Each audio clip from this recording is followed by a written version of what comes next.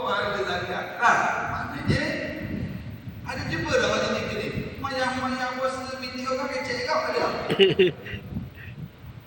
Mayang puasa bab kita nak lah you forward ada. Siapa saja biasa fitnah orang? Coba tangan.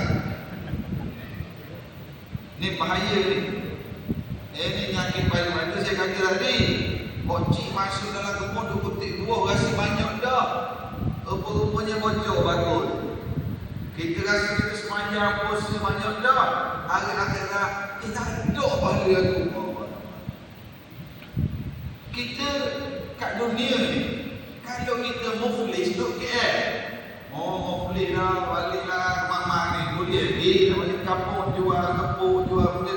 Ada saya-saya nak bagi modal. Kalau muflis akhirat, siapa nak bagi pahala nak topak?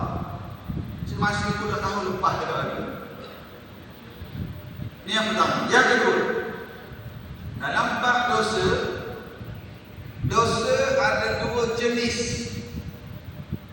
Satu dosa dengan manusia, satu dosa dengan Allah. Yang jadi muflis ni dosa ke siapa? Aduh kita setengah balik benda tak terima tadi yang pertama benda maki amu kan, lepas tu tenang orang, lepas tu makan orang, ukur orang, bunuh orang. Ini dosa dengan Allah, itu dosa dengan manusia. Semua dosa dengan manusia.